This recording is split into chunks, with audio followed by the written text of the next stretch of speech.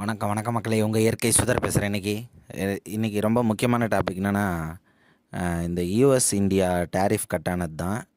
சரி, அதை பற்றி இன்னும் விலாவரியாக நான் சொல்கிறேன். இப்போ வந்து முன்னாடி இருந்த டேரிஃபோட நம்பர் வந்து 50% டேரிஃப் இருந்துச்சு. அந்த 50% டேரிஃபை வந்து இப்போ வந்து 18% குறைச்சிருக்காங்க. ஓகேங்களா? இதில் வந்து டெக்ஸ்டைல்ஸ், ஸ்டீல் இண்டஸ்ட்ரி, அக்ரிகல்ச்சர் இதெல்லாம் வரும். இதில் ரொம்ப முக்கியமான விஷயம், யாருமே சொல்லாத விஷயத்தை நான் சொல்கிறேன் கேளுங்க.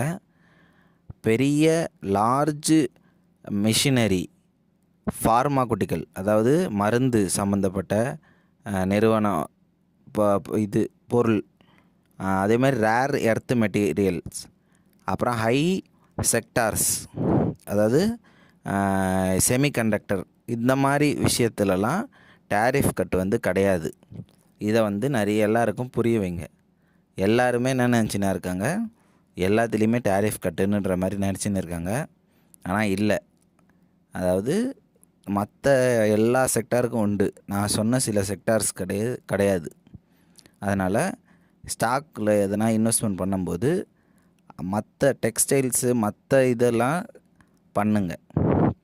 இதை வந்து நான் ஒரு எஜுகேஷனல் பர்பஸாக தான் சொல்கிறேன். நான் ஒரு செபி ரெஜிஸ்டர் கிடையாது.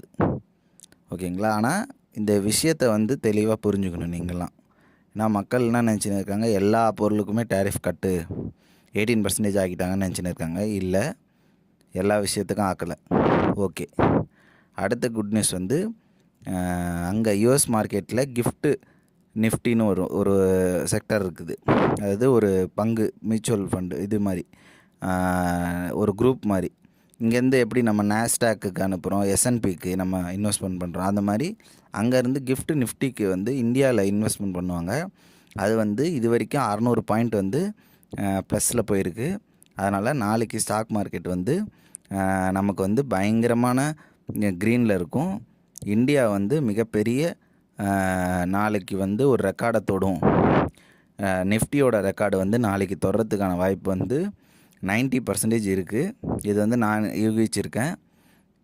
எல்லாருமே நாளைக்கு ஒரே நாளில் மோஸ்ட்லி நிஃப்டியில் 50 போட்டிங்கனாலே போதும், சென்செக்ஸில் போட்டிங்கனாலே போதும், நல்ல க்ரோத் இருக்கும். ஏன்னா அங்கே கிஃப்ட்டு நிஃப்டியில் நல்ல க்ரோத் இருந்துச்சு.